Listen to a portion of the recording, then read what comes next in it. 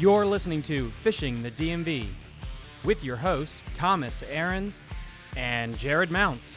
Fishing the DMV is brought to you by Jake's Bait and Tackle, located in Winchester, Virginia. If that doesn't get you jacked up, I don't know what will. You know what would help is if I actually put my camera on when I did this. I mean, you know what? As my college baseball coach once told me, guys, act like you've been there before. We were in our first regional championship, and he looked at all of us, and we're all godsmacked because there's a bunch of freshmen on the team.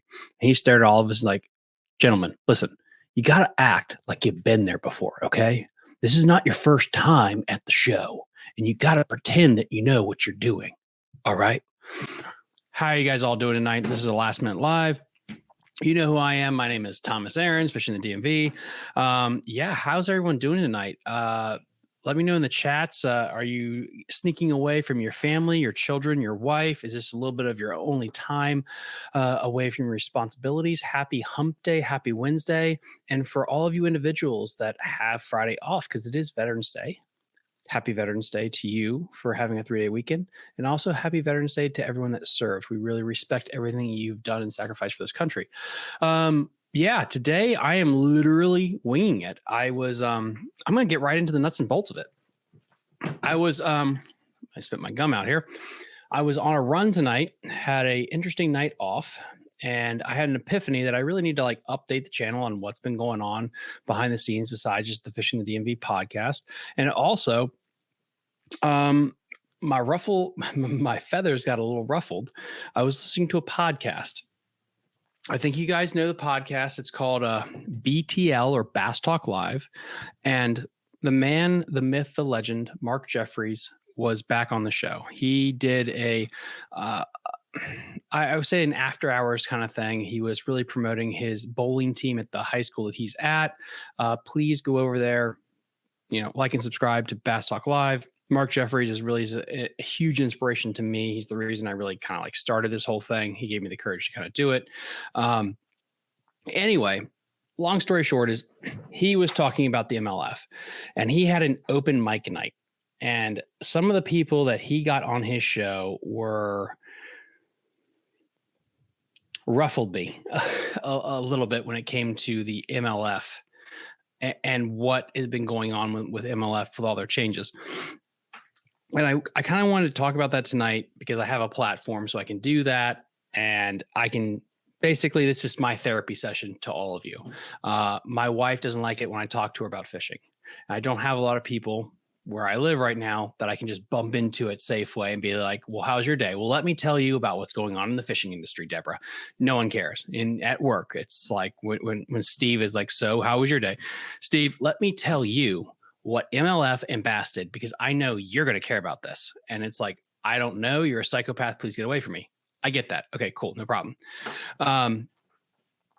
So I know that was a huge tangent there where that went with. Anyway, so let's just start with the housekeeping stuff, and then we can go into kind of like my MLF rant, and then we're going to be done for the night. Tonight's going to be a real quickie, by the way, guys. It's going to be a real quickie. Again, get to your messages in the chat. I'll try to get to all of them. Holy crap. I already have messages. Let's see. Jesus, this guy wrote a paper. Brandon Solis, however I say your name. When are you going to release another Hidden Gems episode? You haven't released a lot of tips and tricks videos lately or fishing adventures. Either way, love the podcast. Keep up the great work. All righty. Dagger to the old heart already. My goodness, guys. Good Lord. Hell yeah. You didn't spell that right, but okay. Ryan S. You're copying him, but you put exclamation points in there. That's pretty cool. Hell yeah. I like that. And let's see. What is your favorite bait to throw the Shenandoah River? Okay, cool. Getting up to date on all this stuff. I missed the winning NV KBA championship length by 4 inches, bro. We're going to get into that tonight too. That's going to be a lot of fun as well. And then my guess, the winning length, that is, we're going to get into that too. So, all right. Actually, Brandon kind of hit the nail on the head with the questions there. So, what's been going on with Fishing the DMV and all this stuff? We right now are the #1 podcast when it comes to fishing in the greater DMV metropolitan area. We are it. We are the shit. We are growing like lightning. Great job. That's all amazing. We're doing amazing on that front there. Why have I not uploaded other things? So what you guys don't know is this is not my only business. I owned another business. Backing up. This summer, I was going to school full-time for my MBA. I started a brand new job with the government, and I was closing down a business that I had for about 16 years, something like that. So I had all three things starting basically simultaneously in July of this year. And this, which was something that I've been really passionate about, it was growing at exponential rates. So I had to stop doing as many other videos besides the podcast episodes themselves. As you guys know, this is not a complaint. I'm just telling you that, like, right now I am doing everything. I schedule, I edit, I shoot, I research, I put out all the episodes, I find new guests, I do all that myself.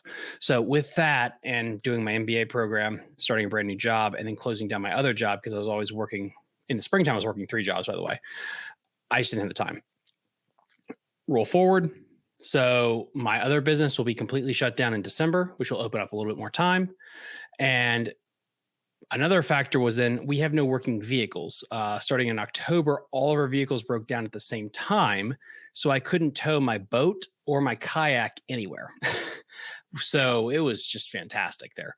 So hopefully, based on what the mechanic said, it was the radiator bolts on my Ford truck. They will be fixed and it'll finally be street legal in Maryland, hopefully in December, which means I've been without my truck since September. The first week of September, October, November. Yeah. So 3 months I haven't had a truck. So that's why I haven't put out a lot of videos when it came to hidden gems and stuff and tip videos. So basically let's put it this way. I'm saving up money and a lot of time off my brand new job so that this spring, we have a lot of cool things happening. So I'm going to take the positive and the negative here. The negative is I haven't been able to put out a lot of other videos. I haven't gotten to fish a lot, which sucks.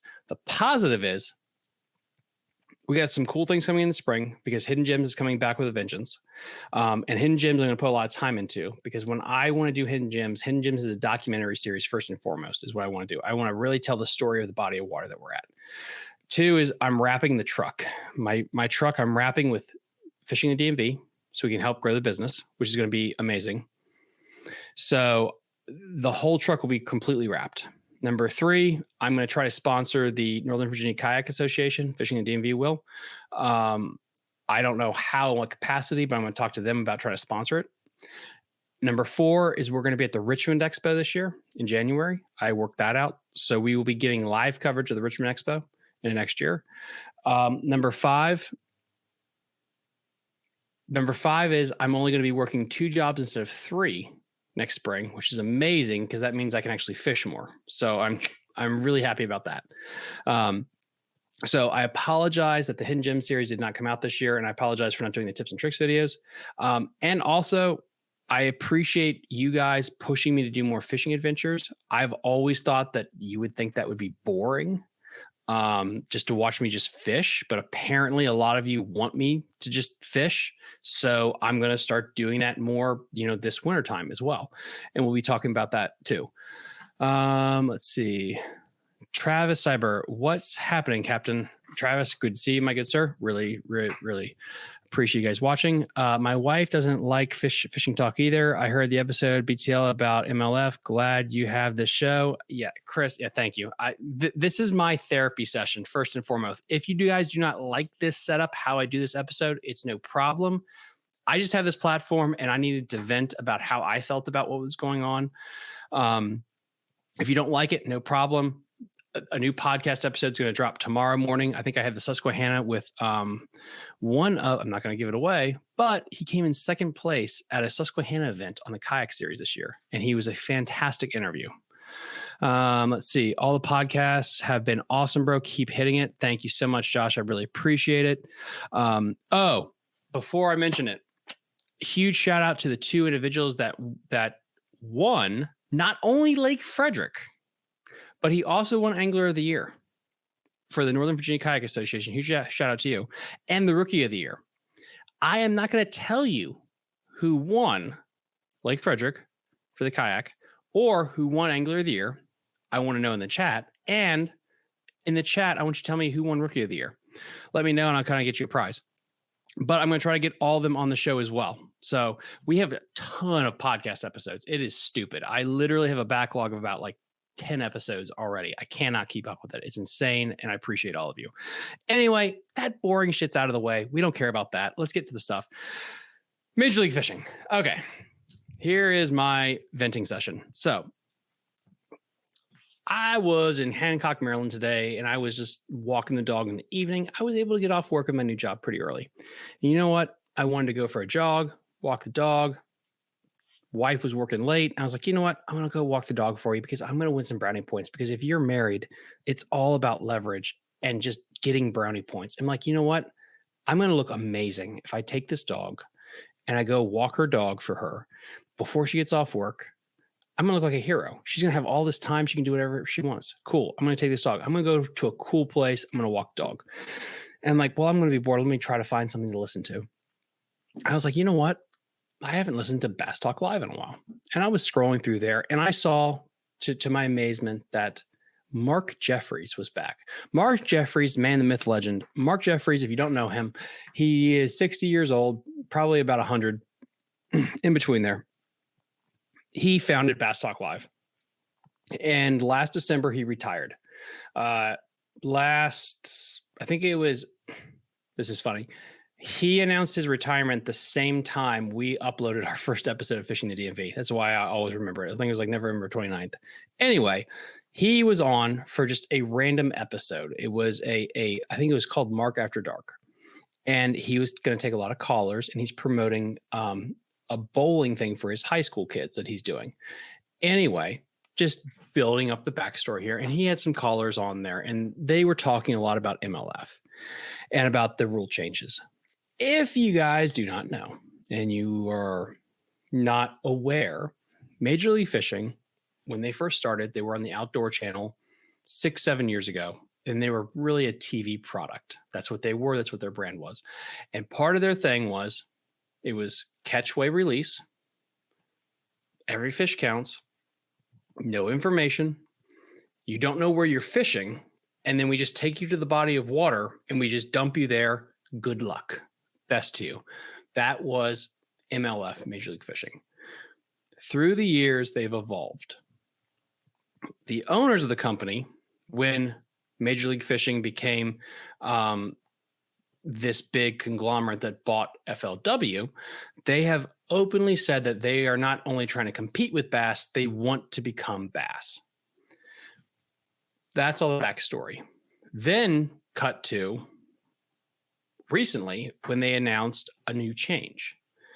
And the new change is they're going to go to a 5-fish limit. So instead of just doing catch, weigh, release, and every fish counts, they're going to go to now catch, weigh, release, and only your top 5 count. Okay. In a vacuum, that wouldn't make sense. Context is needed. First year or two on the circuit, every fish did count. And that was generally speaking, if it was 12 inches or greater, it counted. And then they adjusted it to certain weights, which is not a big deal, I guess. Okay. You could write that off, no problem. Then it went from 12 inches to certain weights to 5 fish. And if you were an alien drop down, you wouldn't understand the context of this. Well, it's because there's this other organization called Bassmasters. Bassmasters, historically, the brand is strong, the Bassmaster Classic. It's one of the oldest ones. Well, it is now the oldest organization still around when it comes to bass fishing. They have this individual where you have the catch, you don't have the catch, weigh, release. You have the catch, you put them in the live well, you drive them to a weigh-in, show your fish off. That was the old model. It is basically the National League of Baseball where you don't have the DH. Ever since MLF was created, they have been struggling for some reason with their identity. And what is amazing is when you see people online call into the shows, and this gets me to Bass Talk Live, when they call in and I want to say some of these like comments are retarded, but it just like, there's no, I don't understand where people are coming from. I truly don't when it comes to the business side of me. And I'm an individual. I'm starting my third business right now. Like I'm very much an entrepreneur when it comes to heart. That's what I am. And what MLF is doing makes no freaking sense to me. Please, in the comment section, please let me know if I'm wrong here. The people that came on BTL, and I'm going to go down some of the comments. One of them that really got my birds was like, okay, the reason they're going to the 5 fish limit is because Jacob Wheeler is too good. The younger guys are too good at this limit. The reason they're making this adjustment is because they're just too good, guys. They win all the time. Therefore, you have to go to the 5 fish limit for people to be able to have success. Another one that was fantastic that I enjoyed was, listen, catch, weigh, release, great, that's fine, but 5 fish limit's where it's at. That's what Bass does. So therefore, MLF needs to do that because that's what Bassmaster does. That makes sense, right? So that was another great argument that was made for these people that were calling into the show. Another one that was amazing was Marty Stone and individuals that work for MLF came on and said, listen, we do not have the technology. The technology does not exist. Their words, the technology does not exist for us to be able to do catch, weigh, release on a broad scale for other organizations. Marty Stone works for Major League Fishing. They interviewed Jacob Wheeler and all these other people giving their thoughts on this program. But the thing that struck out to me was the idea of like them saying like the technology does not exist to be able to do catch, weigh, release. That is why we have to get rid of every fish counts and we have to go to just a 5 fish limit. Highlight that in your brains. We're going to come back to that. That's a big one right there. So with all that said, all I'm doing right now, and this is again, my therapy session here is for me, is breaking this down from a business perspective. Okay. So let's pick one. Let's pick one to destroy first. Let's go with the one I love the most. Why aren't you more like Bassmasters? Fantastic argument. So the individual that says that also has never owned a business before. I'm 100% sure that's true. They've never owned a business. I owned a business one time where I had a client come to me and I was very unique in my industry. And they basically told me they wanted my services, but they wanted me to do it exactly like my competitor did it, verbatim, in my industry. Tom, what's the problem? That would be like you went to Burger King. You walk in and you tell them, I want you to make me a Big Mac, please. Please make me a Big Mac. And you're like, ma'am or sir or furry, whatever you desire in 2022. This is Burger King. We do not make the Big Mac. And then that thing storms off and then writes a bad Yelp that I went to Burger King and they did not make me a Big Mac. Why can't Burger King be more like McDonald's? Because they're Burger King. They're a unique entity and they have a niche in the market. That is why. If you want McDonald's, go to McDonald's. That is so easy. If you do not want to work for the meat industry because you're a vegan, don't work in the meat industry. Go work where you are happy. If you do not like the catch, weigh, release, every fish counts, do not work for them. Go somewhere else. That's how easy it is. And I'm just trying to pick apart all these arguments here. So that's number one. The people that are complaining with Inside MLF are the individuals that suck at fishing MLF. I am not talking about which one is better or worse. I'm just picking apart the arguments individually and as a business structure. Jacob Wheeler, who wins every year at MLF, is not complaining about every fish counts. Ott Defoe is not complaining about it at all. The people that are good at the system aren't complaining. It's the people that suck and can't actually fish that way, which is perfectly fine. In baseball terminology, for an example, you have a National League and an American League. In the American League, and this is back before all the rule changes, by the way, I'm going to say, you had a DH, and in the National League, you did not have a DH. Two different leagues. One was more pitcher friendly than the other. Instead of complaining, go to where you can be successful. And you know what happened? Brandon Polinick, Ike Anelli, Gerald Swindle, a lot of really good names moved away from the MLF system to the bass system because they were more successful in a 5-fish catch and weigh system. Perfectly fine. And that was the genius of Major League Fishing and bass, in my mind. You had two unique ideas on fishing: 5 fish, heaviest weight, or anything that's 12 inches counts. That is interesting to see it, because it was also interesting to see, mind you, how some anglers were good at one, some anglers were good at another, and there were a few, mind you, that were good at both.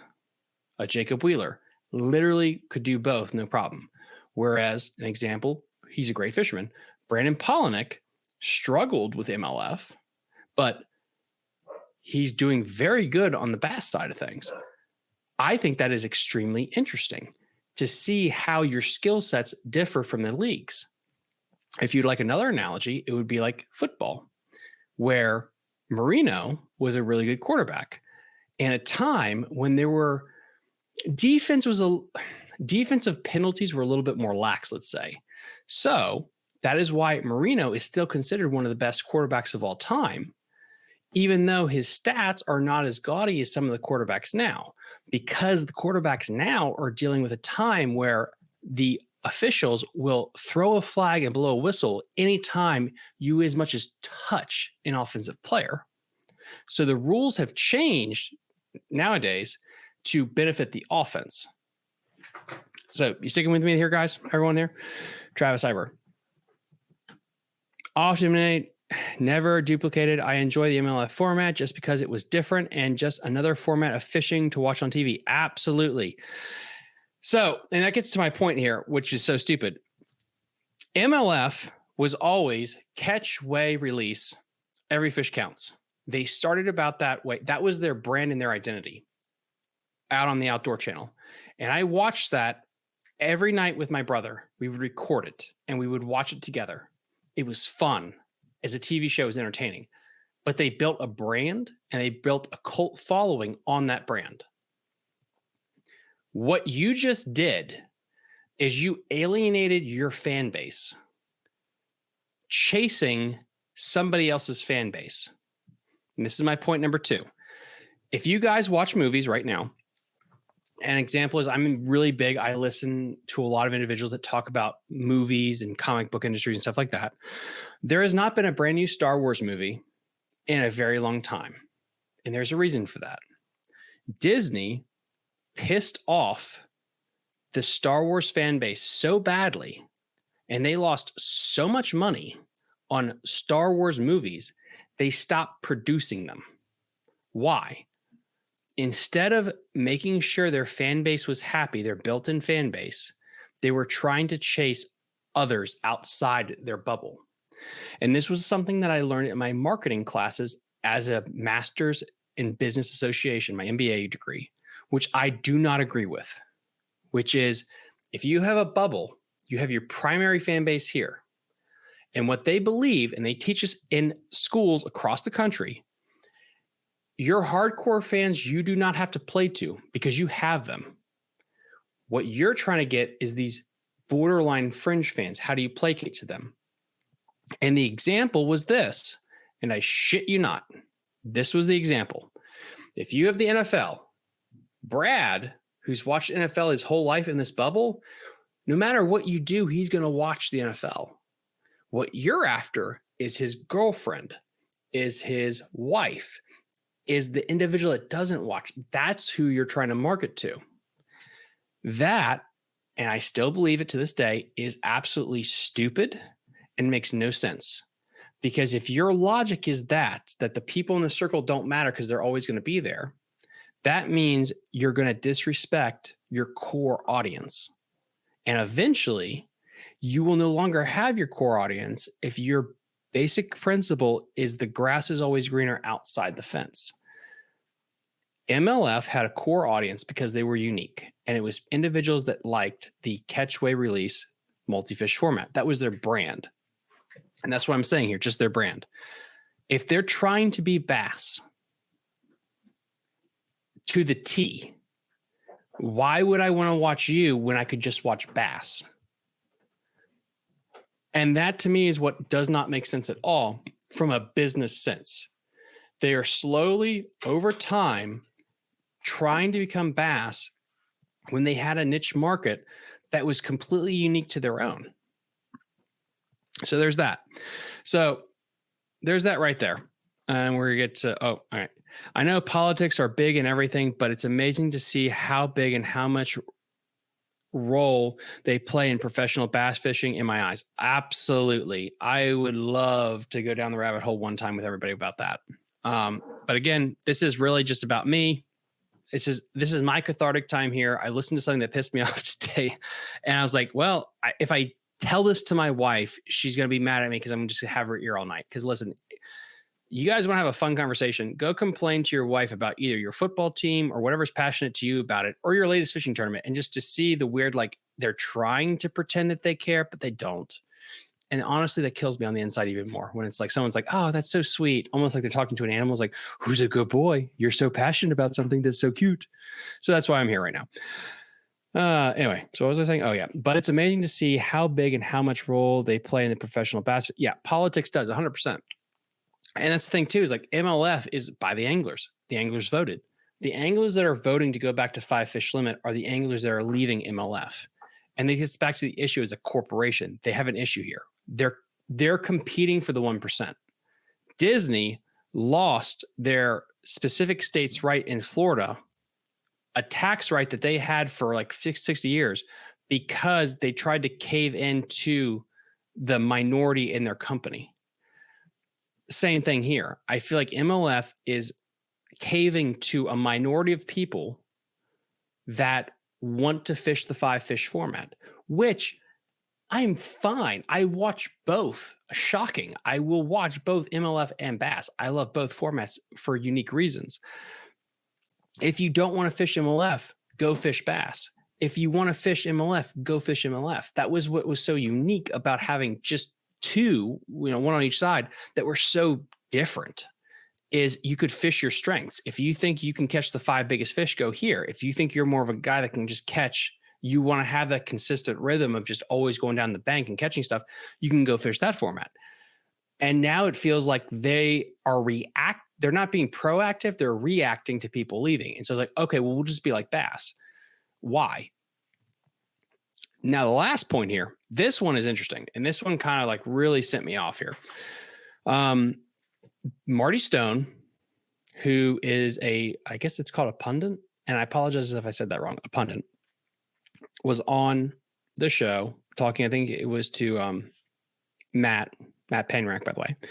And he was talking about how going to the 5 fish format is for the better, that they thought they would have the technology to be able to multiply what they do and take it down the chain. So example is you could do catch, weigh, release, and you could do it for the FLW tour, which was basically, I guess, the Tackle Warehouse tour now, and that's changed, so I can't keep up with that Tackle Warehouse tour, the Toyota Costa tour, the BFL tour, all that stuff. That was their plan to go down there. And Marty Stone came on the show and said that the technology does not exist right now for us to do that. We cannot do catch, weigh, release all the way down the chain. It's impossible. We are not there yet. We can't multiply this down for different tournaments. This is why we have to go to 5 fish format. Then they interviewed different individuals within the organization and asked their opinion. So let's break that down there first, and we'll start back and we'll work forward. If I came and interviewed you at your job and I asked you, Travis Cyber, we'll say Joshua or Gary, Travis. Oh, let's go Travis. Travis, I'm going to pick on you. Travis, how do you like your job?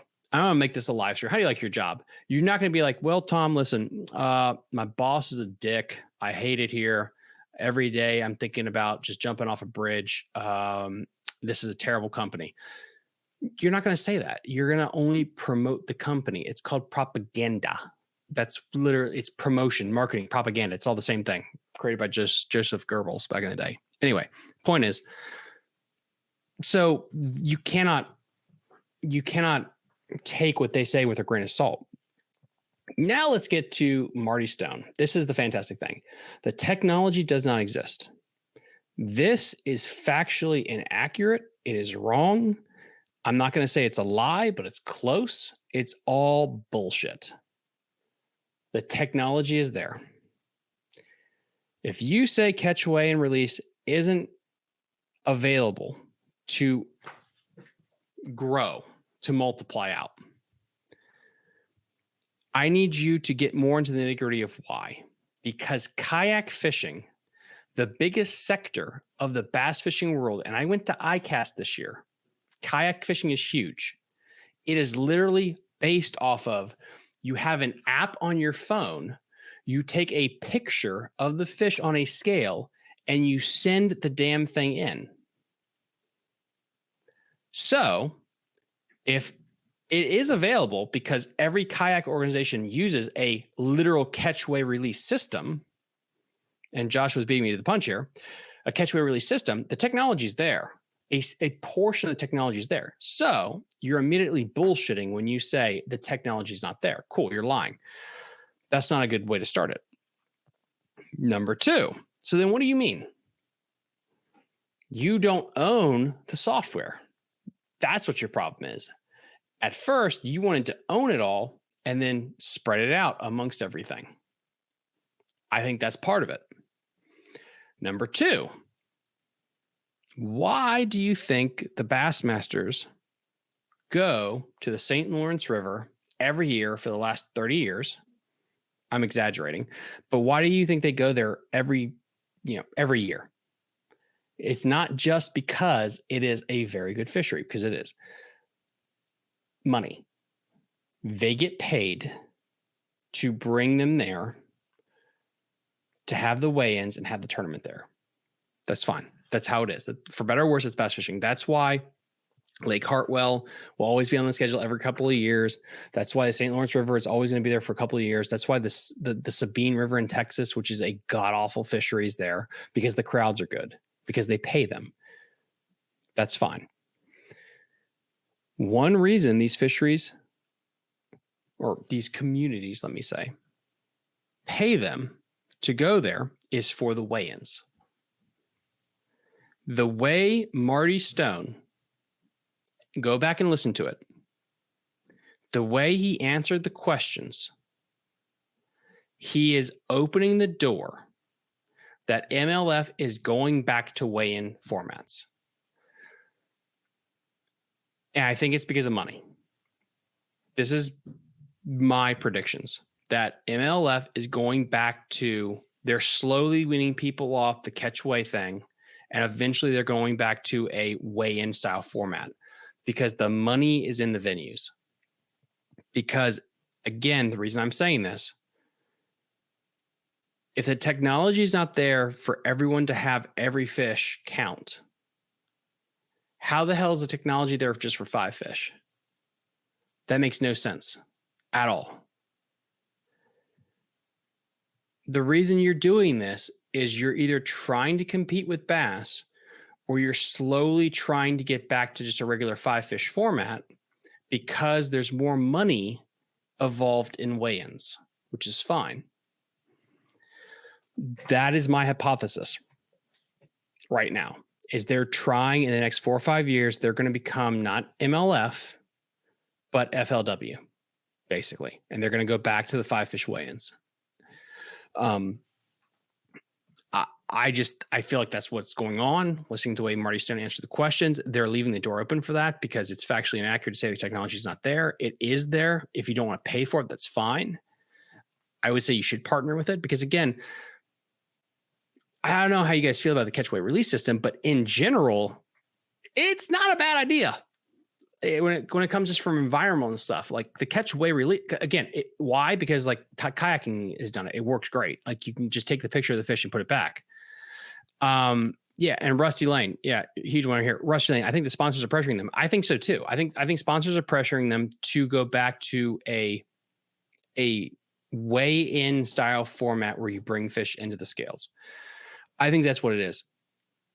And I think that is highly dangerous for MLF, because if you are trying to compete with bass as bass, you will lose every day. If I want a Big Mac from McDonald's, I'm going to go to McDonald's to get the Big Mac. I can't compete, like Burger King can't compete on that front. Their main goal, Rusty Lane, yeah, I think their main goal is to buy bass, which again, this is the issue with MLF.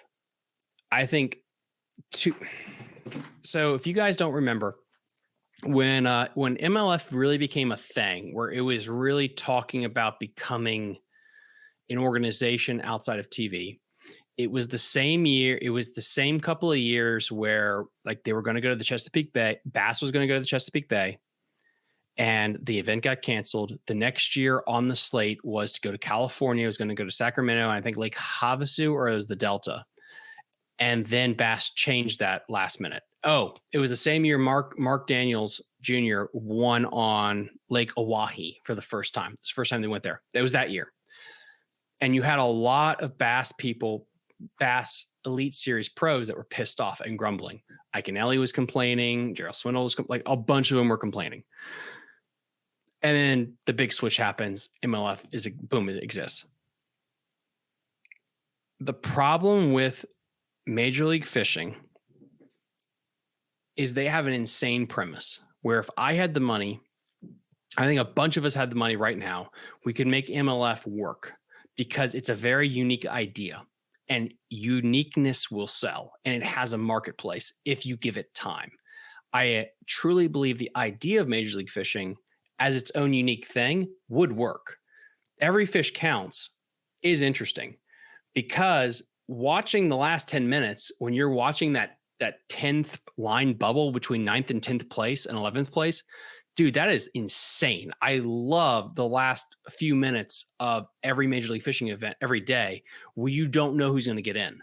There's an intensity there that they built, which is, it's really cool. And they should have kept that, because that was like intense, because you don't know who's going to get in. But the point is, like, there are some good tangible things that MLF has done. And I feel like they're squandering that because MLF was not born on the principles of a unique idea. MLF was born on being jaded by an ex-lover, which was bass. MLF is that scorned girlfriend that wants you no matter what. MLF wants to be bass, no matter what. And they will squander every opportunity they have to be a unique part of this niche market, as long as they can become bass, or they'll die trying. And I think that's an absolute shame. It really is, because bass has made some mistakes. And I think MLF had a chance to really capitalize on it, and they messed up. One of them was you had the BFLs, then you had the Costas or Toyotas or whatever the heck they are next year.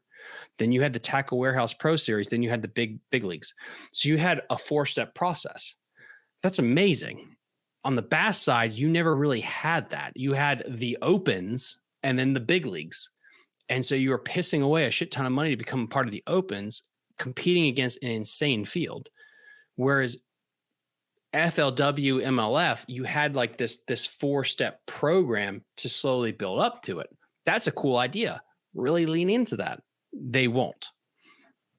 Let me get to some questions here, because I feel like I'm ranting. Sorry, guys. I know I'm ranting a lot right here, but this is just kind of my prep time. They don't want to spend the money. Joshua, you're absolutely right. I don't think they really want to spend the money on the software. I think that's the issue here. I think I just didn't like the way the question was like, the technology doesn't exist. It's like, have you watched the Northern Virginia Kayak Association or KBF or anything? Like, the technology's here. Why did you like that? Tipped me off that that's not true. So what is your intentions when you say the technology doesn't exist? The technology is there to have catch weigh released in some format. It's there. And guys, So I live within like 1 minute of Williamsport, Virginia, or Williamsport, Maryland. Sorry, that's weird. Williamsport, Virginia. That's completely different. Williamsport, Maryland. So right on the Upper Potomac. And after talking to Matt Sell of the DNR and Jason, I think it's Jason. Oh crap, what's his name? This is not good, sir. Forgive me for forgetting your name. Sorry, John. I was calling him Jason. Jesus Christ, I'm so bad with names. John Mulliken, and Matt Sell of the Maryland DNR. There is a window in the spring, so from January until June 11th, I believe, that smallmouth can't go in the live well. And it's the same thing for a couple of fisheries in our area in PA. There's a time frame where you can't fish a tournament where the fish goes in the live well. That is where catch, weigh, release comes in fantastic. You can have your tournament, abide by the governmental rules, catch, weigh, release, put the fish right back in the water. Love that. It's good. It's good for everybody. Same thing, my opinion, if you're fishing summertime tournaments from, let's say, June to August when it's 180 degrees, I think catch, weigh, release is probably healthier for the fish. And if you catch a 6-pounder, catch it, weigh it, picture, back in the water, boom. It probably is going to have a higher probability of living than if you throw it in a live well and drive it around the lake or the river the whole day. Again, any people at DNR, I know you all listen to this podcast. Let me know if I'm wrong. There's a statistical higher probability of survival if it's catch, weigh, release versus it goes in the live well. I think there's a niche market for that. And I would also wager a guess that in the future, catch, weigh, release is what will have to happen for us to keep these fisheries better. And the reason I say that is if you look at Lake Gunnersville gets the absolute shit panel out of it in Alabama. They went to a 3-fish limit in some tournaments in the summertime, local ones, just to cut down on the mortality rate. There might be a time in the future where certain states do promote, enforce, wink and nod a catch, weigh, release system to help with the mortality rates.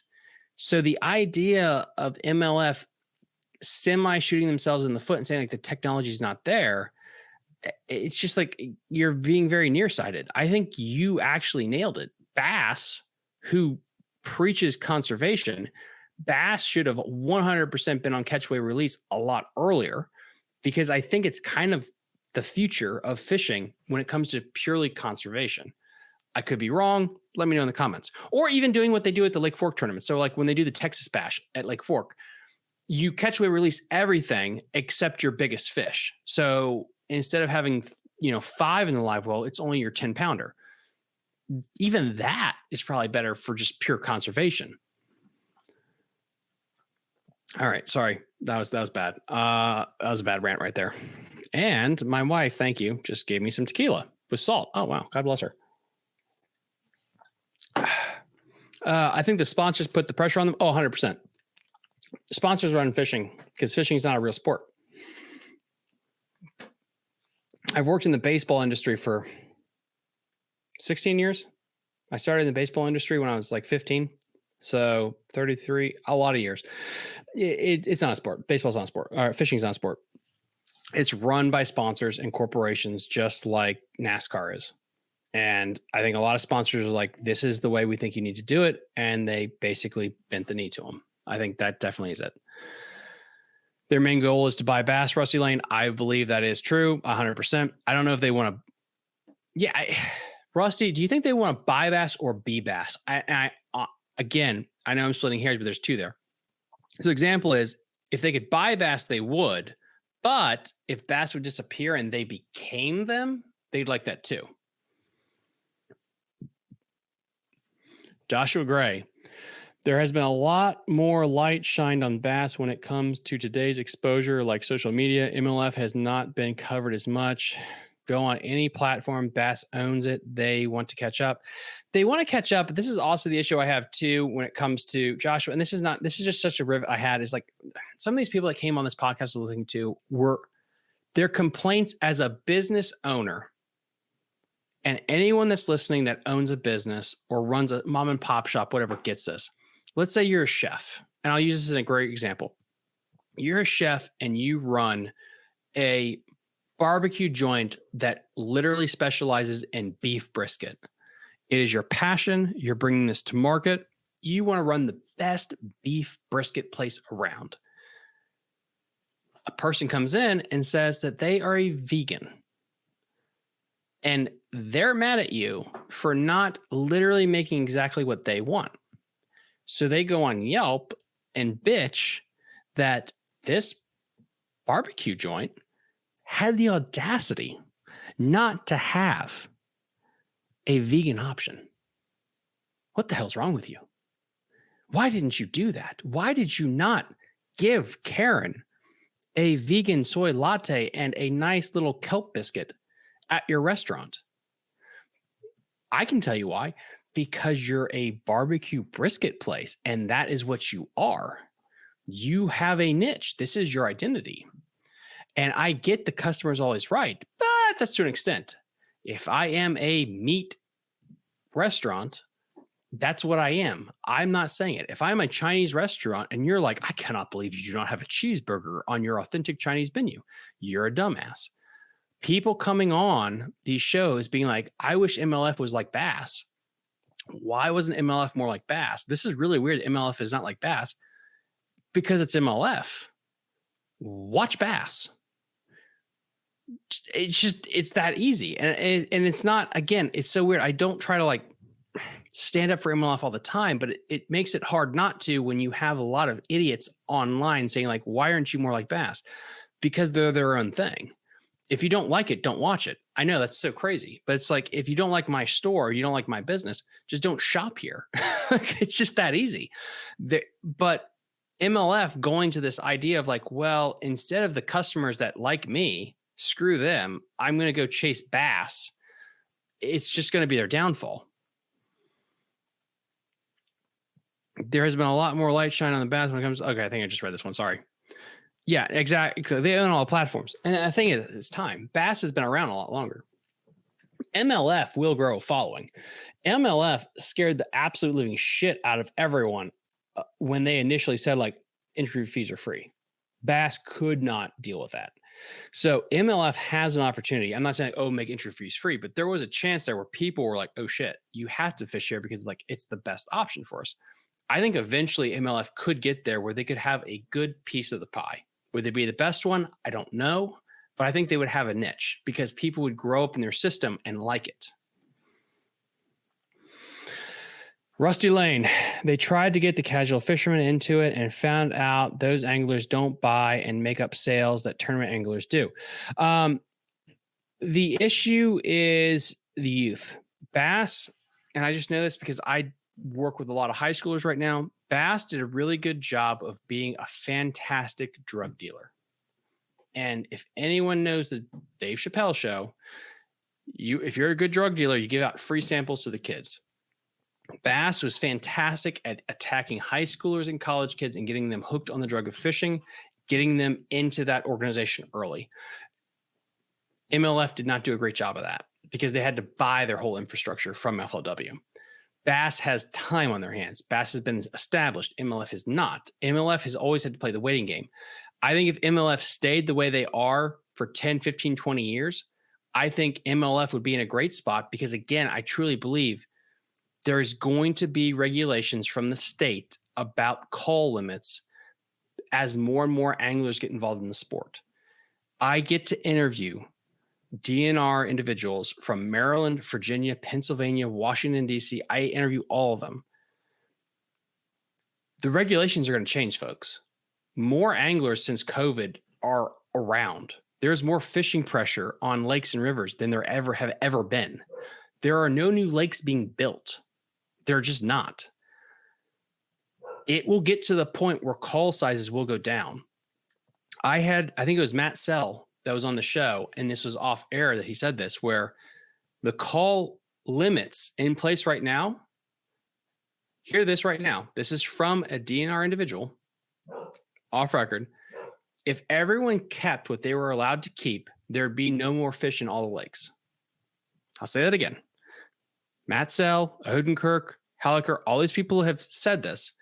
If everyone kept 5 fish, bass or bluegill, whatever, kept the creel limit size, there would literally be no more fish left in the lake.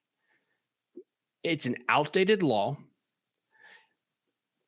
based on the fact that people wouldn't be successful. That was back 50 years ago. These laws will be updated when you start seeing higher and higher mortality rates in fisheries, because it is cheaper to husband a resource than it is to stock. It will always be that way. It's always cheaper to husband a lake in the sense of setting correct limits on what can go into a live well than it is to just try to stock a place. Eventually, 5 fish limit might go away in certain fisheries. So I think MLF was kind of ahead of the curve, saying like, guess what? In 10, 20, 30 years, this is probably going to be the system. And oh my God, I got so many comments here. All right. Hey man, it's been a while. Ashley Higgins, hey man, it's been a while here. I'm not happy about the switch. I loved MLF because of their every fish caught turning rules. Now what's the difference between them and bass? Exactly. It's again, I don't understand it either. If you're a breakfast store and you're trying to be a breakfast store and all of a sudden you're trying to compete with McDonald's, it makes absolutely no sense to me.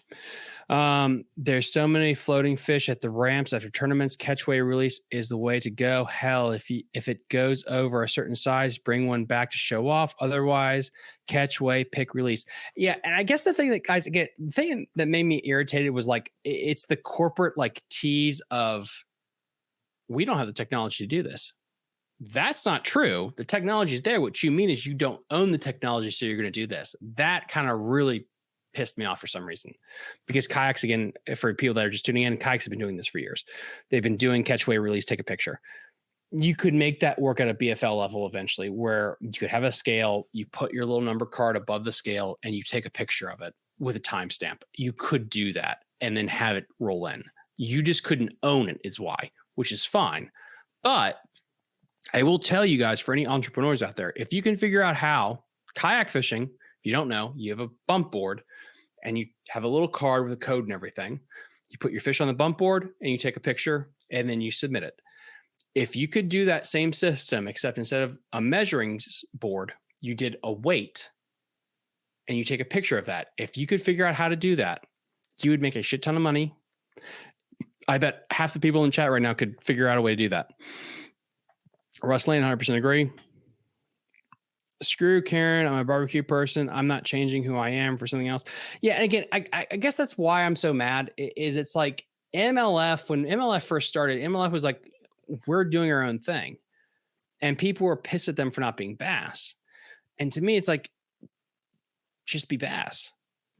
Like, just go watch bass. Like, I don't like it. And I guess it's because it's 2020 where everyone's like complaining all the time. Like, you need to do exactly what I want. If you don't serve my needs, I'm going to be pissed at you. And I guess it's that entrepreneurial small business owner, that DNA that kind of pissed me off there. It's like, no, MLF is its own thing. If you don't like MLF, that's fine. And you can critique them, but don't be more like bass. Like, just watch bass then. I don't know. And again, if you are in the MLF organization and you're a pro, if you don't like Major League Fishing, leave and go fish bass. That is fine. You know who's not complaining? It's the people that understand the format and that are good at it, which is interesting. Because if you remember, some people that won Bassmaster left MLF, left for MLF. Ott Defoe won the Classic. It was really interesting how he did that. But anyway, he won the Classic and then he moved to Major League Fishing. You're not having a lot of people that are winners in Major League Fishing leaving to go to bass. The only people that are making a stink are the people that suck at the format. Just saying. Oh my God, so many chats.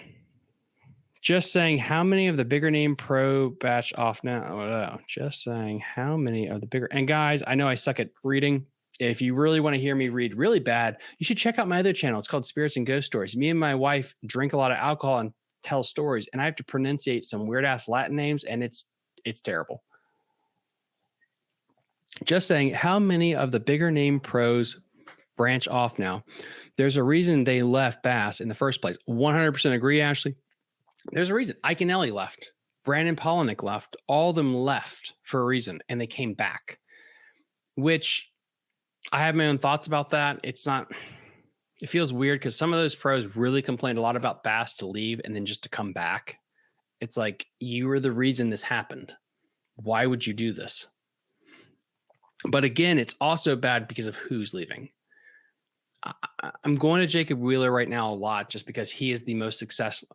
He is one of the most successful anglers in the Major League format. Edwin Evers is another good one. And it's very telling that the individuals that are the best in their organization are not speaking up. It's the people that sucked, which is fine. Am I saying Brandon Polinick is a terrible angler? No, I'm not. It's, again, I go back to the Major League Baseball reference. If you got to pitch in Yankee Stadium, or I don't know if you guys know, Yankee Stadium, for you guys that don't know baseball, it's a very home run friendly park. Okay. Very home run friendly park. You go there. Actually, you know what? I'm going to flip that around there. You get to play in San Diego, which is a National League ballpark. It's a big ass place. It's a very huge dimensions. And you're a hitter. You're a lefty, let's say. And you play there and you don't have really good stats. And then you move to Yankee Stadium and you have a really short porch in left field. And all of a sudden you're putting up gaudy numbers. Does that make you a bad hitter? Not necessarily. You just had to go to the place that suited your style. Your style was Yankee Stadium, a shorter porch. Half your games are in a short porch when the wind blows from home all the way out to left center field. Usually you got a short porch. It's a really good place for you. Bryce Harper, you really should have gone there, even though you almost won a World Series with Philly. Sucks to be you, though. I can't believe you left the Nationals. That's an example. If you're not good at that format, go back to the five fish. Brandon Polinick went right back to the five fish and he kicked ass because he's a good angler in the five fish format. There's no problem there.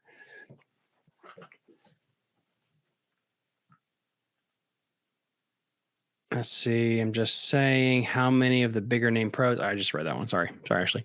And went to MLF.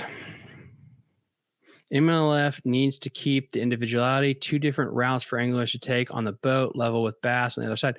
Yeah, exactly. And the other thing about it too, I think MLF had a good chance with something I complained a lot about by myself in the car alone, talking like a lunatic when I was younger, is the fact that there was no good stepping stones to become a pro.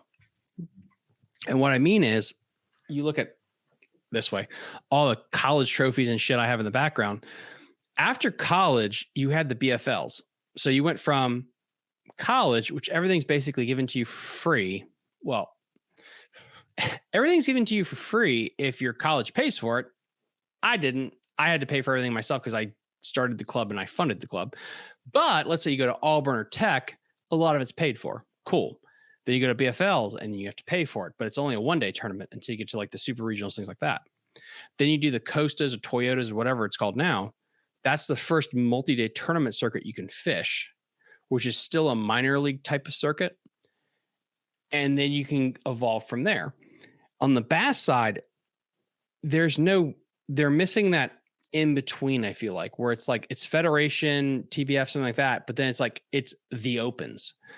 You need a stepping stone where you can learn how to fish multi-day events. Fishing a multi-day event is way, way different than fishing a one-day derby. It's completely different, and you need to learn how to fish that. The only way you can learn how to fish that is to fish multi-day events. But if you're fishing a organization where the only multi-day event you're fishing is in the fall for your championship, your learning curve is going to be a little bit slower than if you pay the money to fish the opens. One reason fishing the opens, for an example, one reason it's about money for the opens is the fact that if I gave you a blank check and you got to fish the opens, you get really good at it. Why? One of the reasons is you would get good at understanding fish behavior in a multi-day format with 200 boats in the water and how the fish adjust. It is different than a one-day derby. I hope that made sense. I don't know if it did. Let's see. I got to get through all these super chats here. MLF needs to keep the individuality. Okay, I just read that one. Sorry. I think MLF pays out better than Bass, and the fact that they pay further down the roster and more guys get priced. Guys, right now in the comment section, let me know. Type up right now. Who do you think pays better? Do you think Bass pays better? Pays down better? Do you think MLF pays down better? Let's just say BFLs. Or do you think the KBF Kayak Series pays down better? Let me know in the comment section down below. Let's see. Just like the kayak angling game, Joshua Gray, just like the kayak angling game, they should take consideration of what we are doing in yaks. Individuality in the same industry does bring a strong following. Joshua, I 100% agree. And guys, like, so this was my first year. I'm not going to lie, because I was in college full-time working 2 jobs. I kind of half-assed my first soiree into the kayaking game. I think I only fished 2 derbies. Well, I had to. Anyway, I like kayak fishing. I think there's a lot of good things about kayak fishing. I think kayak fishing has the same issues that Bass and MLF does, though. It's like, if I had to pick between fishing a kayak tournament out of the tidal Potomac River in April and March or a boat, I'm picking a boat. It's just, it's safer. It is. Like that time of year on that river, it's just weird. It's a little scary. I'd rather fish a boat. I'm more comfortable in it. But what a kayak series has that is so unique that MLF had for a while, but they screwed this up because they're retarded. You can go to places that boat can't. That's your niche. That's your niche market. You can go to the Susquehanna River. I can't put a fiberglass boat in the Susquehanna. You can go to Hunting Run Reservoir in Virginia. I can't put a big fiberglass boat and be successful on Hunting Run Reservoir. I can go to places that you can't in a big boat. That is your niche market. That is your juice. Yes, you can go to Kentucky Lake. Yes, you can go to these big lakes 100%, and you can have success there. But there are so many cool-ass fisheries in this United States that you could hit in a kayak. And again, I think I've said this before on live streams, and it's worth saying again. If you brought an alien down and you showed him this format and you had him look at the schedules, you would literally only think in the continental United States there's like 6 lakes. And they'd be like, oh, yeah, clearly there's only 6 lakes because you only go to 6 lakes every year. And it's like, no. There's a shit ton of bodies of water. Why don't we go to them? I don't know. Lake Frederick, bad example. Sorry, guys. Sleater's Lake, Beaver Dam Reservoir, Occoquan Reservoir. Good fisheries. Occoquan I think was ranked number 1 this year. So kayaking, that's their niche. That's their bread and butter where like they can they own that part of the market 100%. So when people are like, let's have a kayak tournament on Lake Erie.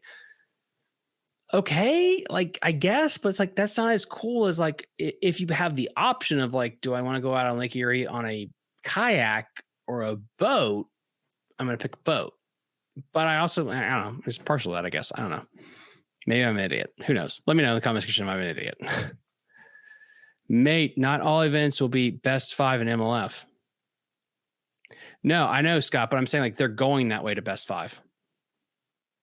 That's what I'm saying is they're slowly going towards that format, I feel like. And that to me is like they're slowly inching their way that way, corporate wise.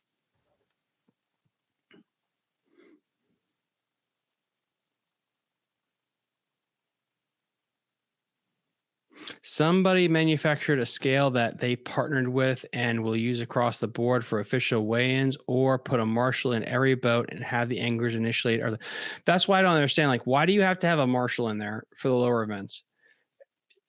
Scott is JL Scott Fishing is really big in the kayak organization. Scott, do you need a official in every kayak when you take a picture? Do you?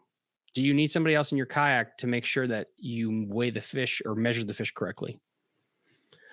Yep, Bobby Lane left. That was a big thing. Brandon Polinick left. That was a big thing. Shit, what's his name left? Oh, crap. He's Cajun. The Cajun baby. Who the hell's the Cajun baby? I just know him by the Cajun baby. That's not good. He ran the boat. He just won, I think, on the Red River. Crap. How do I not know his name? I know his name. I'm looking his name up right now. I know him as the Cajun Baby. It's not good that I just know. Let me just type that in. Cajun Baby.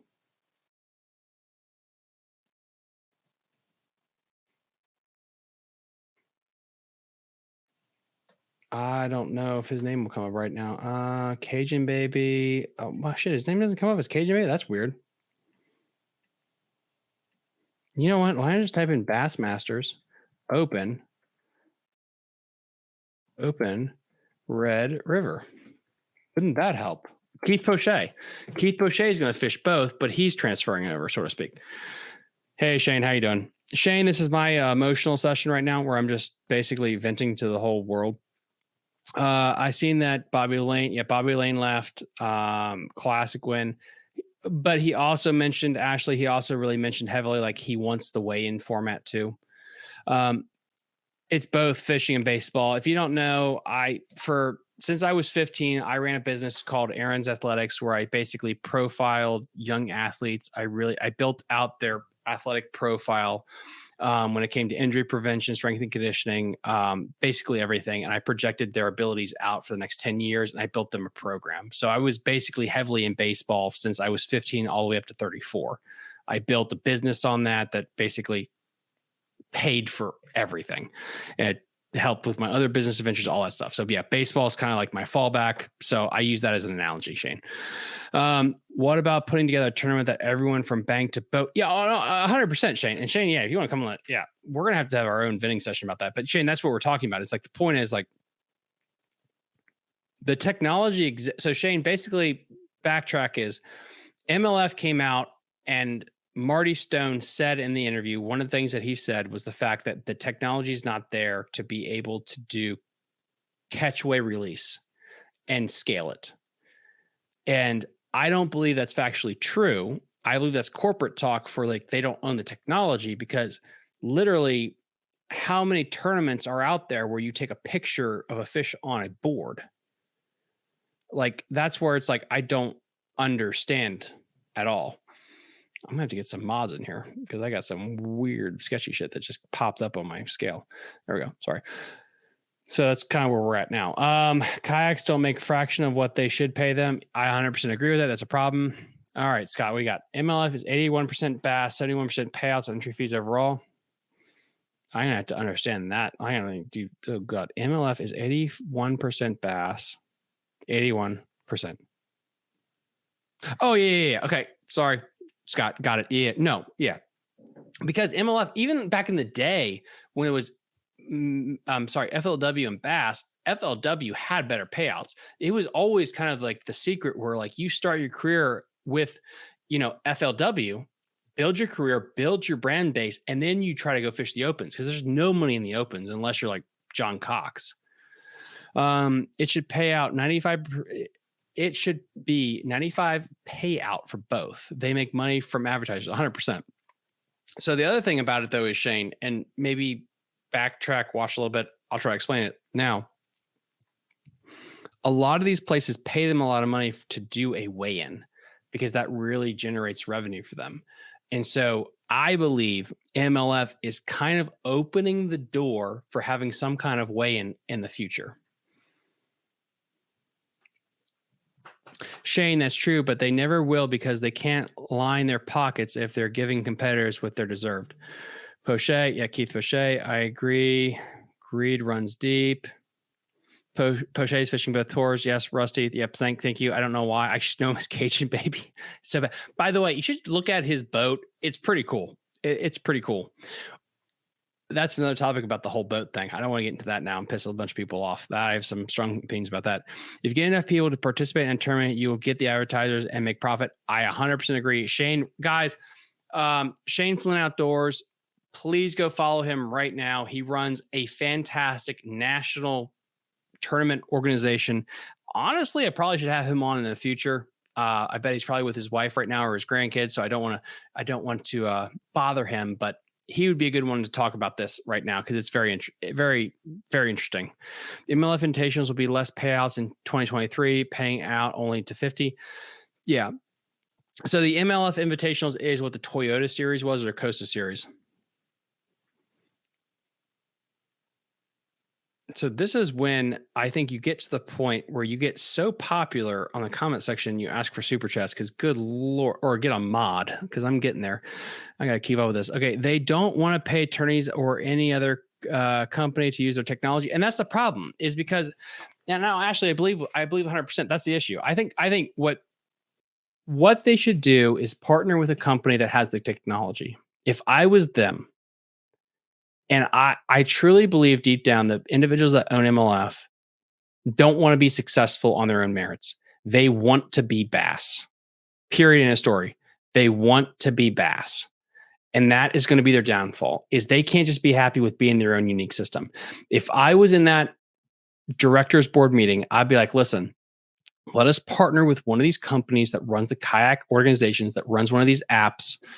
I do not know the name of the app, but I'll pull it up right now because I have it on my phone if I can find it. Fishing Chaos. Yeah, right there. There I go. Fishing Chaos right there. Fishing Chaos app, that's used for a lot of kayak tournament organizations. I believe it's a lot used for a lot of bank organizations right there. Boom. Partner with someone like that, and you can figure out how to do catch, weigh, and release, because I think there's a situation where that's going to become, that is the future of fishing. TourneyX. Thank you, Scott. Yeah, TourneyX.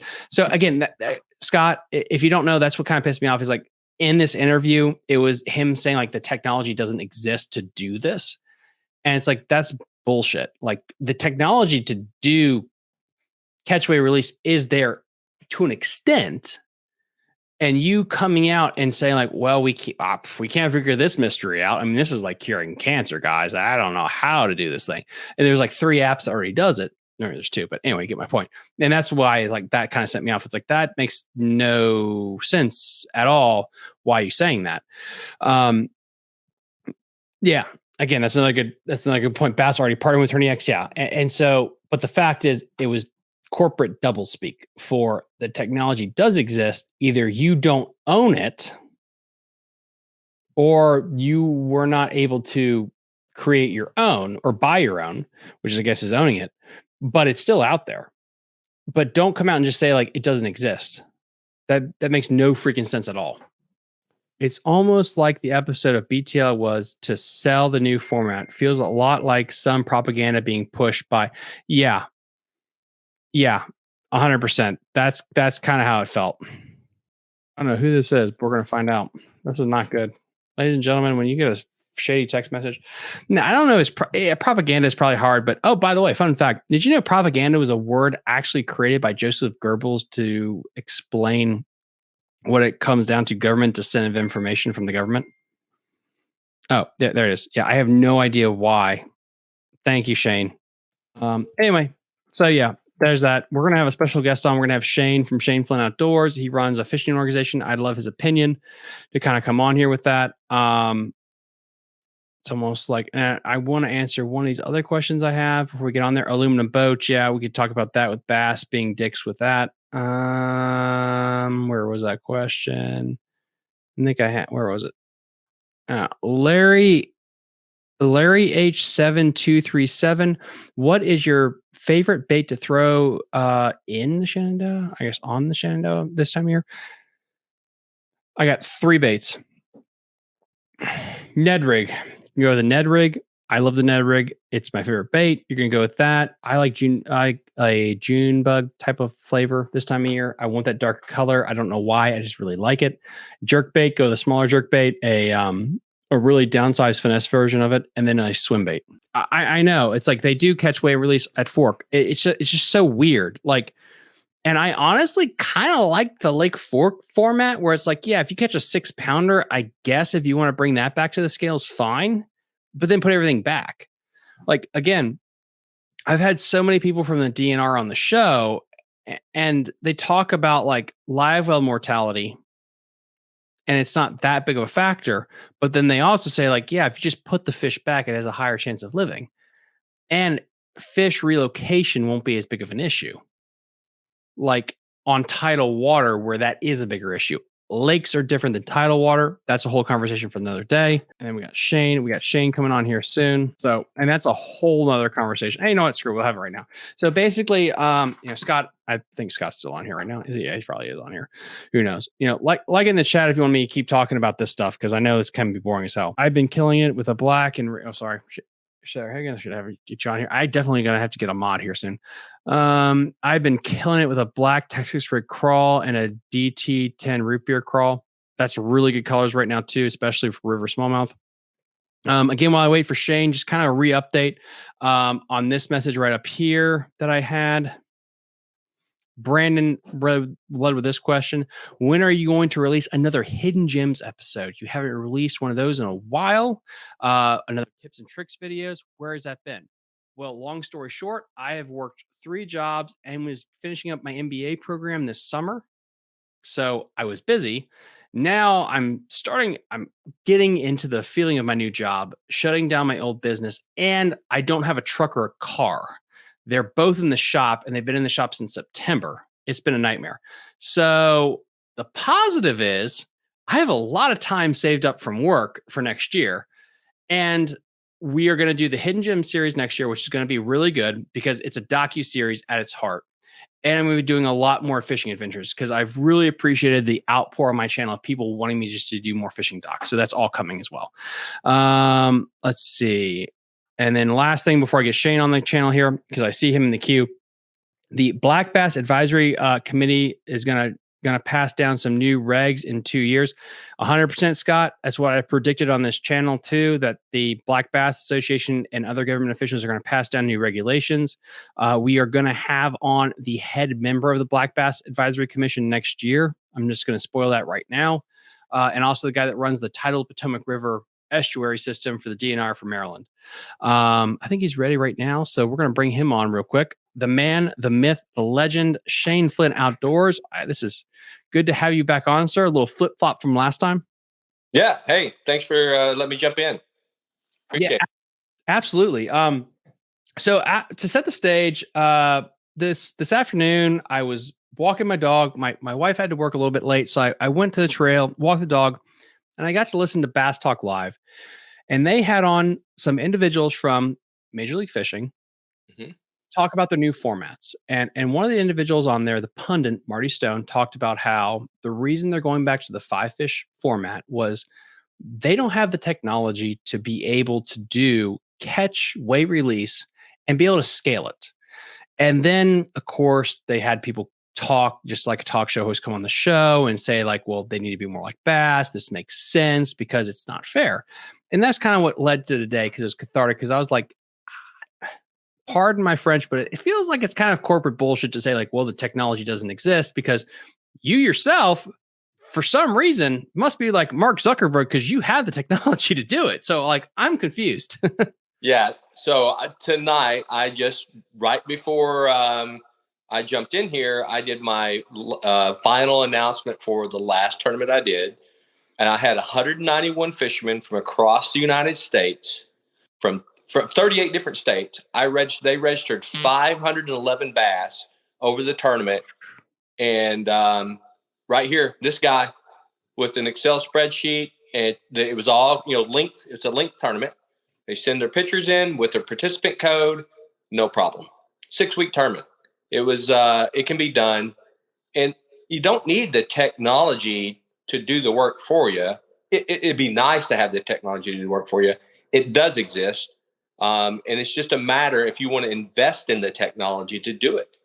And it would open the field greatly if they would, broaden their scope a little bit to get more fishermen in. And take down the other side of this. Let's think of it from a corporate perspective.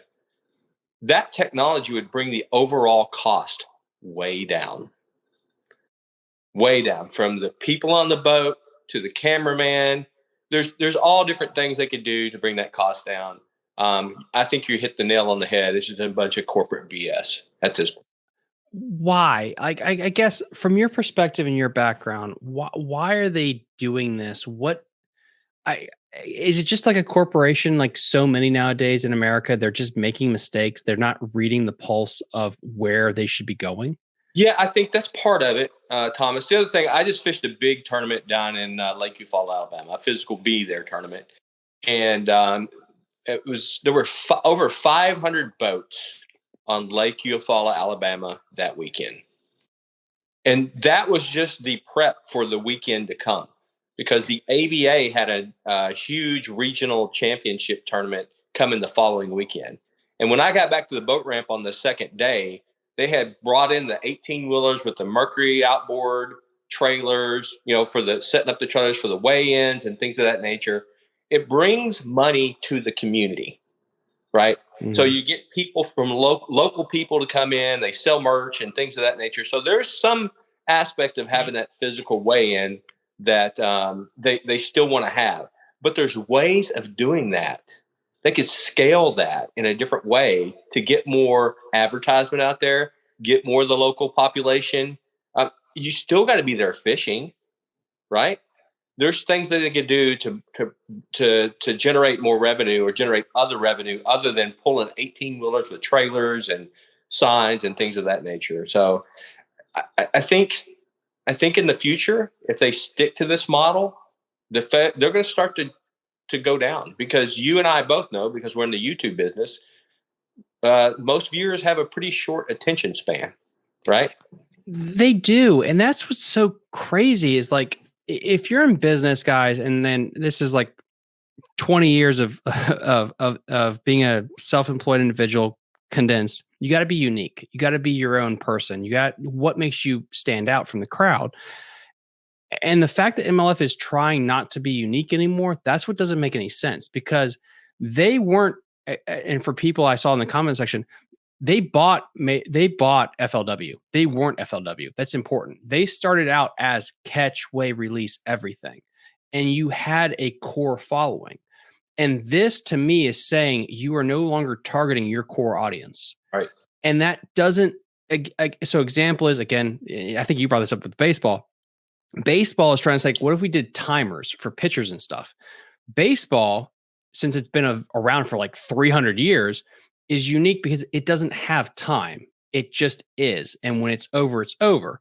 So the idea of putting a time limit it's weird. It's too different. It's too much of adjustment. If you don't want to have 9 innings, go to 7.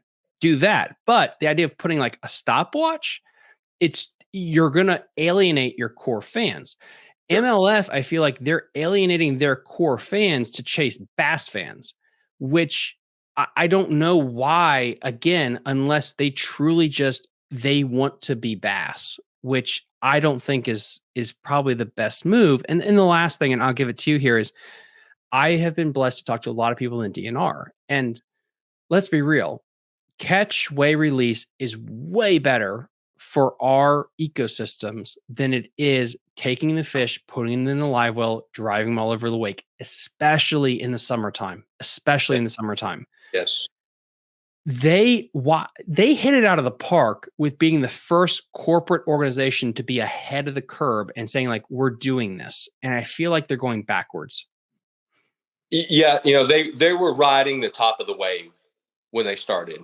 And now either you can say they've jumped off, in the wash or off on the trough, but I think they've got their eyes focused on, do we want to be BASS? Do we want to be the Bassmasters? They've got to come to grips of what they want to be today, and what they need to be in 3, 5, and 7 years down the road. Because if you're not thinking 3, 5, 7 years down the road as a corporation, you're failing, right?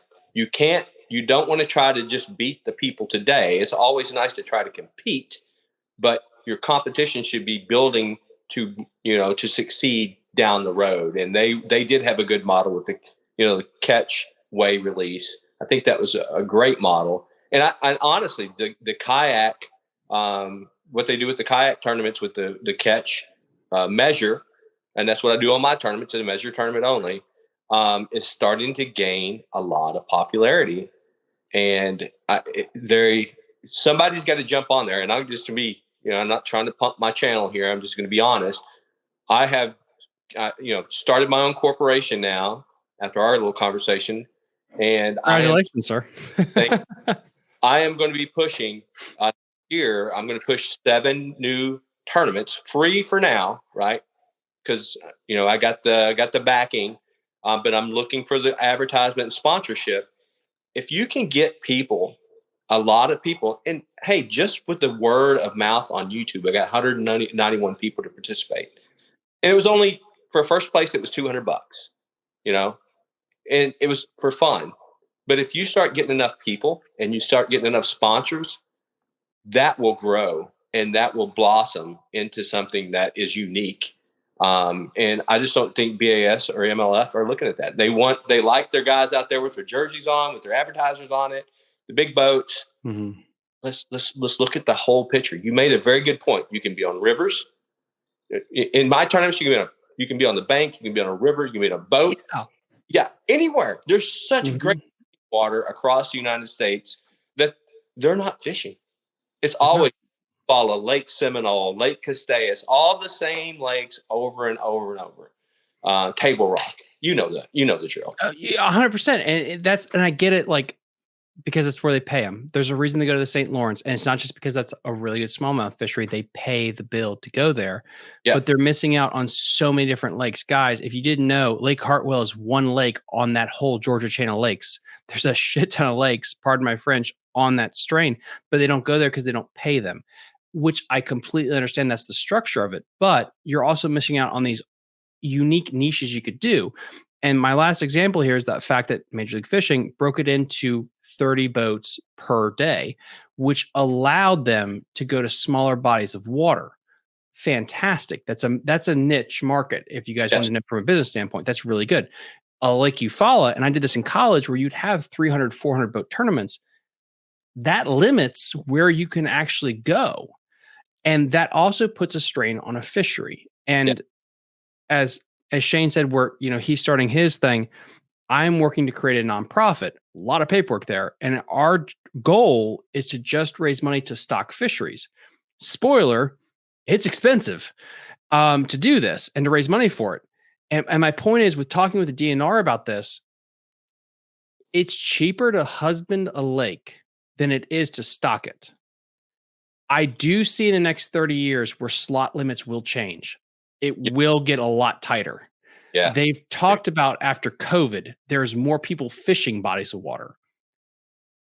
It's smart to be ahead of the curve and say we do some kind of catch-weight release format, because I do think in 30 to 50 years, that's probably is where it's going to be.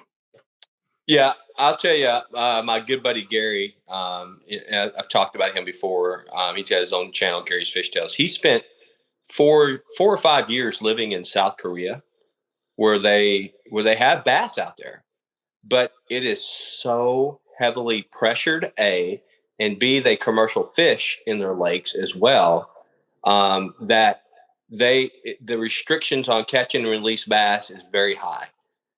And he was there for 5 years. When he first got there, it was hard to catch fish. When they put the regulations on and changed the limits, the fishing got better and better and better and better, right? So there's some proven models out there, not just in the United States, it's South Korea, because they want to grow that sport fishing out in South Korea as well. There's some, like I said, there's some models out there that proves that we're going to have to change with the more pressure we put on these lakes. We're going to change the slot limits. And you fished a really good lake with me out here on Hunting Run that had a trophy slot limit on it for years and years, until this year they changed it.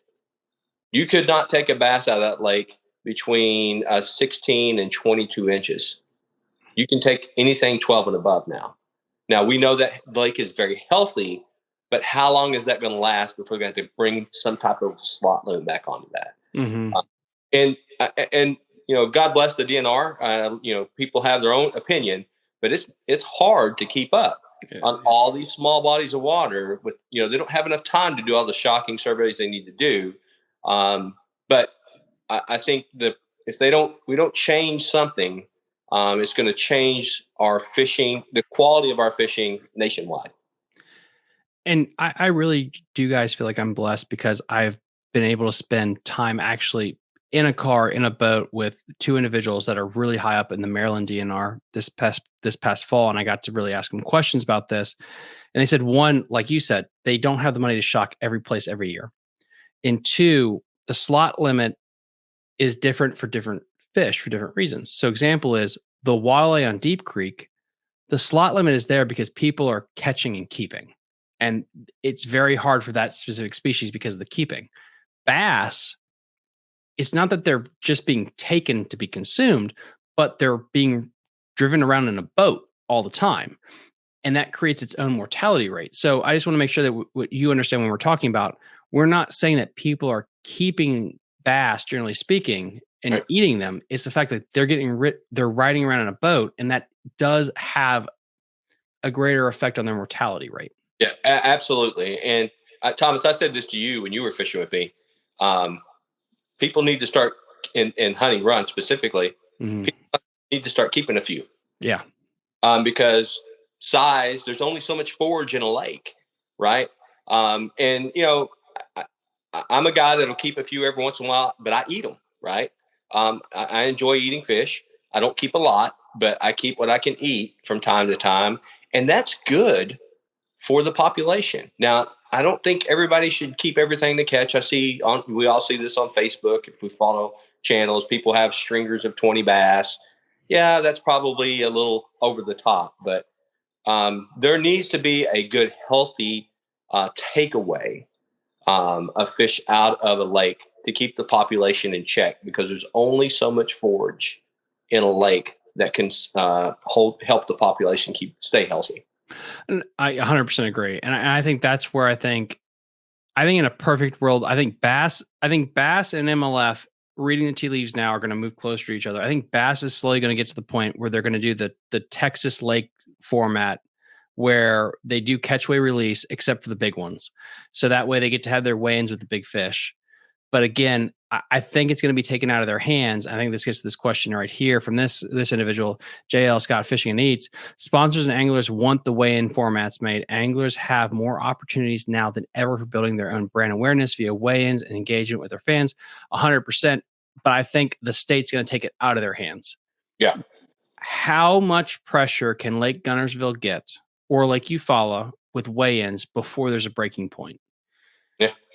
If you guys watch Bass Blaster, all those newsletters, you really realize that in Alabama, a lot of these communities build their economy around these lakes. It will happen when there are major fish kills in the future, because again, government only acts in reaction to crisis, where they're going to be like, okay, we need to adjust the slot limits. So you're right. Right now, that's going to be the way it is. But if you're a corporation that looks in the future, you have got to be looking at, this is where the tea leaves are reading, we're going. I don't know. I feel like we're beating a dead horse here, but the one thing I want to make sure that we get to tonight is talk about your channel and how you got started with your tournament organization. Yeah, so I started about a year and a half ago. Thomas, thanks for this. I just wanted to get I love bass fishing. I've been bass fishing for years and years, lived all over the United States. I'm a retired military guy. Say the United States, fished all over the world. Just wanted an opportunity to share my fishing experience. So I put a lot of fish catching content out, but just talking to folks, and they're like, it'd be nice to be able to have some type of friendly competition. So I decided that off my own dime, I would sponsor a tournament series off my channel virtually for anyone across the United States to participate in. It started out small. The first tournament I had about 23 people. It was a big bass tournament, and I'll tell you, I was off the mark in my big bass tournament because I should have done it regionally. I did it across the United States, starting in April when their ice was still in the lakes in the north, etc. But it's grown quite a bit. The next tournament grew to about 100 folks, and like I said, this last one was 200.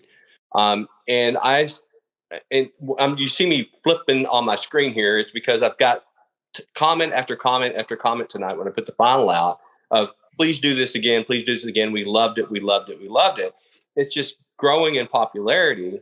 And honestly, I mean, a guy down in North Carolina, no kidding, on a homemade kayak, fishing at night, fell off his kayak at night, got back on his boat, came on the channel and talked about it on my last live, won this tournament.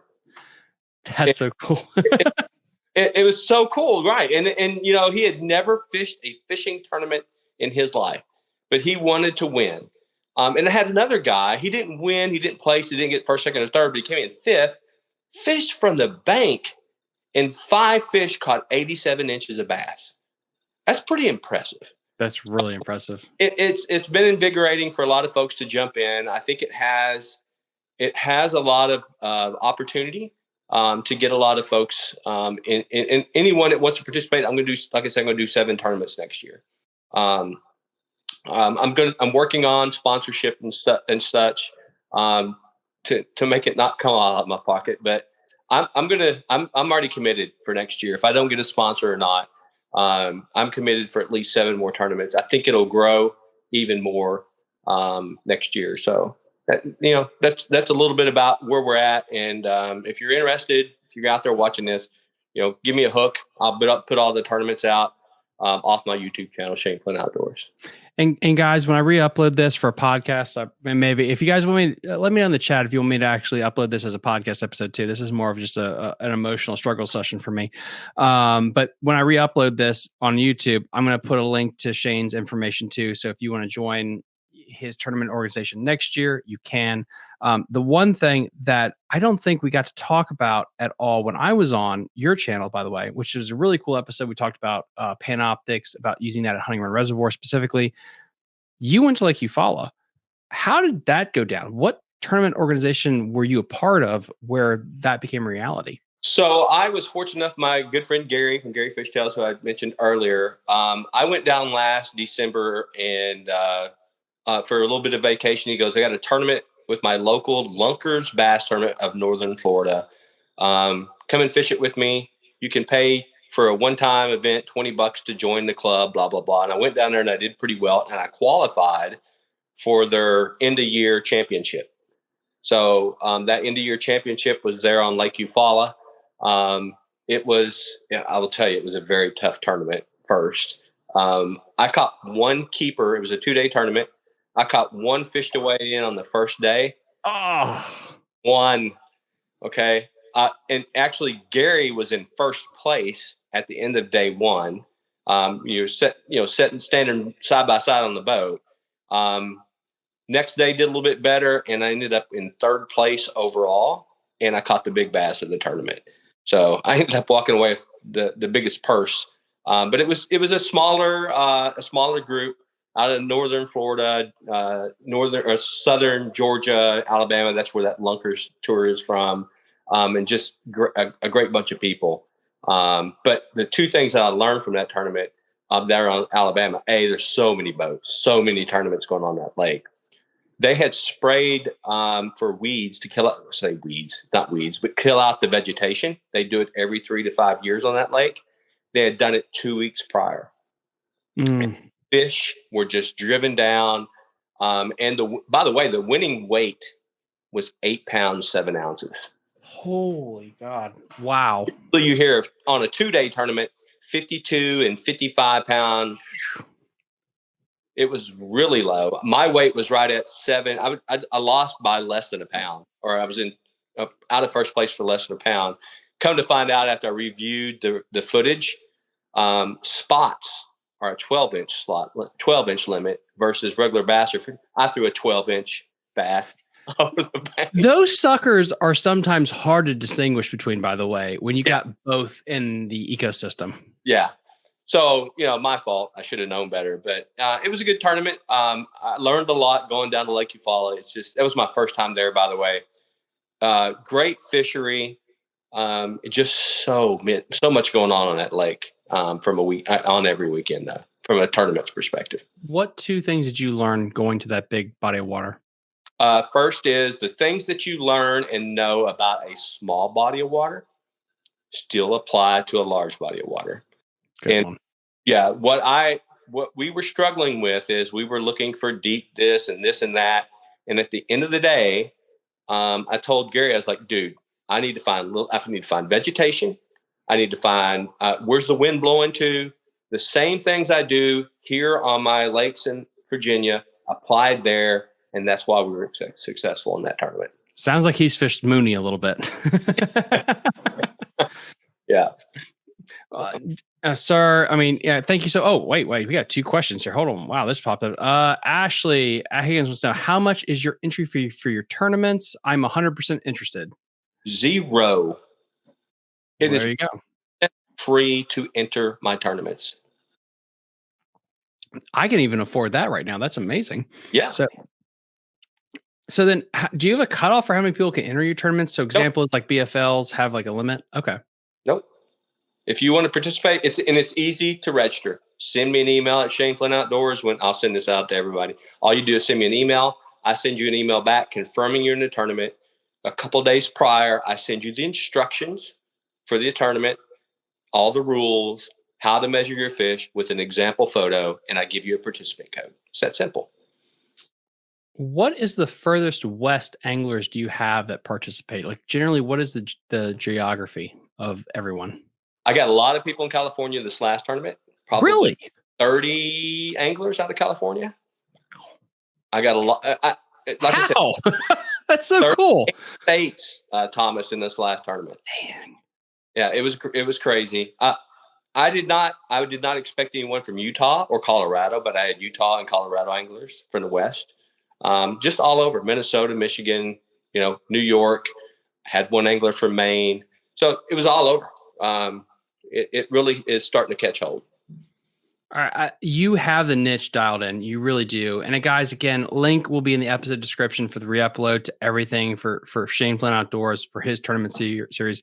Again, he figured out a niche and he's staying in his niche. And if you're a business, you need to do that. And it kind of gets back to this whole topic with MLF and stuff. Is like, I don't understand what they're doing, but you have to stay in where you think you can make the money that no one else is in. And I think what you're doing with the bank fishermen, with kayak fishermen, it's available. The technology is there, and the world is yours right now. Yep. And maybe one of these big companies will catch hold. We'll see. But until then, I'm going to run hard, fast, and try to do great things for anglers across the United States. Sir, it's always a pleasure to have you on the show. Thank you so much for coming on such short notice. Again, guys, link in the episode description to all of his information. Shane, I'll talk to you later. I really appreciate it. Appreciate it. Bye. That is Shane Flint Outdoors. Always good dude. He is an awesome individual. Really need to follow his channel. He's really, really cool. He runs a great organization. He's down there. He's got a pimped out John boat, by the way. It's really awesome. We got to fish out of it this year. Let's see. And does Texas, Cal, and Florida have their own regions? Do they compete with everyone else? Ashley, I'm so sorry. I just hung up on him, so I can't answer that question, but I will text him tonight and I will find that out for you. I'm going to answer everyone else's questions here, and then we're going to get done here. Let's go with Ashley again. Black Bass Advisory Commission, when I talk to them, Scott. MLF Tour will have no Northeast anglers in 2023. New Jersey is the furthest north along the coast for any angler. At least Virginia still has yeah. That is very true. That is a very good observation. Let's see. Sponsors and anglers want the weigh-in format, mate. Anglers have more opportunities now than ever for building their own brand awareness via weigh-ins and engagement with their fans. If sponsors and anglers want the weigh-in format, why is kayak fishing getting so big? There are no weigh-ins. And a lot of the companies sponsoring bass are also sponsoring kayaks. And if they just wanted the weigh-ins, why would corporations be putting money into kayaking? Because they see a market and they see a way to actually enhance their brand awareness because more people are doing it. So if more people are doing kayaking and kayaking is growing faster than bass, explain that. And you're also, Scott's also, guys, everyone is willing to come on the show. If you'd like to come on the show, please message me at fishingthedmv@gmail.com. That is fishingthedmv@gmail.com. If you'd like to be on the show, a live stream or a podcast episode, would I can spell like to be on the show. Boom. I just messaged you real quick. Boom. Everyone. Perfect. So if you'd like to be on the show, please email me at fishingthedmv@gmail.com. I'll get you on the show. I'd love to hear everyone's opinion. Again, if you want to be on a podcast episode, do not worry. I'm not going to like lowball you. I'm going to let you guys speak your opinion. I really want to genuinely have you on there to have a good conversation. And we'll have the conversation as long as you'd like to have the conversation, because I want to hear everyone's point of view. That's the point of doing this. Please like and subscribe to the channel. I really appreciate that. Oh, my main sponsors. So, because we were looking for sponsors for 2023, because we are basically we own the market, but we are the fastest growing outdoor fishing podcast show in the greater DMV metropolitan area. We have more watch time than God. We have shirts. Right now, we have this really cool design of the Shenandoah River. We are only going to do 70 shirts. We only have 70 shirts, and once they're gone, they're done. We will not make any more, and then we're going to create a new design. This is first generation batch 1 with the Fishing the DMV logo down the side and the Shenandoah River. We are going to do very unique fisheries for shirts, mugs going forward for generation 2 and 3, by the way. So stay tuned for that. But for generation 1, we have this long sleeve fishing shirt in multiple colors, but we only have 70 total. And once they're gone, they are gone, and you'll never see these again. So just to let you know, you can get these at Jake's Bait and Tackle. Just type in Jake's Bait and Tackle right there. You click on the website, you can go get them. Again, we are only doing 70. Once they're gone, they are gone. And then we're going to come out with a new brand or a new art style in February of 2023. But again, 70 of those, and they're gone, they're gone. Please like and subscribe to the channel, guys. I really appreciate you guys all watching this long. I'm sorry that this was such a long rant. Sorry if it was like not fun, but I really enjoyed you guys. I missed everyone. I really missed being able to talk to everyone. Ashley, huge shout out to Ashley Higgins being back on the show. Miss having you on the show. Really appreciate you being here. Scott, you're a very, very fantastic asset to the show. I really appreciate you being on here. Chris Sherwood, thank you so much for being on here. Hopefully I didn't get you in trouble with your wife. Joshua Gray, thank you so much for communicating and being on here. Communicating is a really dumb word. Why would I say communicating? Thank you for being involved in the chat. Shane Flynn for coming on the show. Shane Flynn Outdoors, I really appreciate it. Rusty Lane, thank you again so much for really communicating with me, your opinions, stuff like that. I really appreciate it. Keith Pochet is really important. And Joshua Gray, thank you guys for everyone that was on the show. Again, please like and subscribe to the channel. Fishing the DMV, we are the number one. Not only are we the number one, we are the only fishing and outdoor podcast in the greater DC metropolitan area, and we are the fastest growing. We'll see you next time on Fishing the DMV. Bye. You're listening to Fishing the DMV with your hosts, Thomas Ahrens and Jared Mounts. Fishing the DMV is brought to you by Jake's Bait and Tackle, located in Winchester, Virginia. If that doesn't get you jacked up, I don't know what will.